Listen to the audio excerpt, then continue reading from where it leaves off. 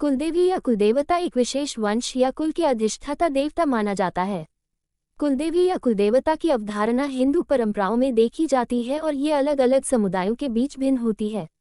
एक मुख्य बात ये आती है कि आखिर क्यों होते हैं हम सभी के कुलदेवी या देवता। कुलदेवी एक शब्द है जो हिंदी में कुला यानी खानदान और देवी से मिलकर बना है। दरअसल कुलदेवी वो देवी है जो किसी विशेष खानदान या कुल की आदि देवी होती है। उन कुलदेवी की उपासना करते समय उनकी मूर्ति या पिंडी की पूजा की जाती है। वहीं कुलदेवता को उस कुल के देवता के रूप में पूजा जाता है, जिन्हें उस कुल का आदि देवता माना जाता है। कुलदेवी और कुलदेवता को पारंपरिक रूप से पूजा के लिए आदर्श माना जाता है और इनकी उपासना में विशेष महत्व दिया जाता है।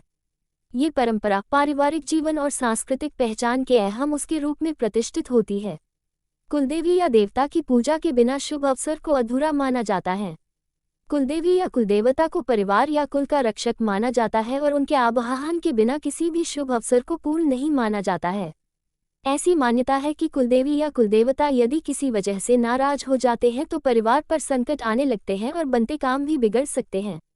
कुलदेवी या देवता का हिंदू धर्मशास्त्र में भी महत्व बताया गया है और उनकी पूजा से घर की समृद्धि बनी रहती है।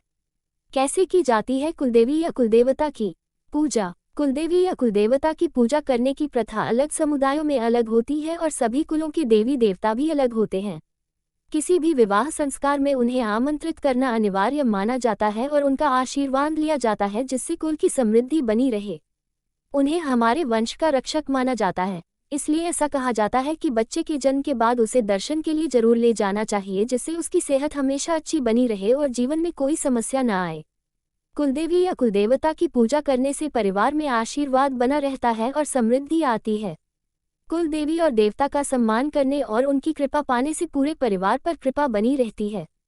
उनकी पूजा परिवार और परंपराओं को बनाए रखने में महत्वपूर्ण भूमिका निभाती है। ये पूजा किसी विशेष वंश के सदस्यों के बीच सांस्कृतिक पहचान की भावना को मजबूत करती है। उनकी पूजा करने से परिवार के सदस्यों के बीच एकता और सामंजस्य बढ़ता है। यही नहीं, यदि नवविवाहित जोड़े को कुलदेवी और देवता के दर्शन कराए जाते हैं तो उनके रिश्ते में सदैव सामंजस्य बना रहता है। कुलदेवी या कुलदेवता किसी भी परिवार का प्रतिनिधित्व करते हैं। हिंदू धर्म में इन्हें विशेष रूप से पूजा जाता है और किसी भी शुभ अवसर जैसे शादी, नई बहू के आगमन, बच्चे के जन्म के समय और अन्य कई संस्कारों में कुलदेवी या कुलदेवता की पूजा की जाती है।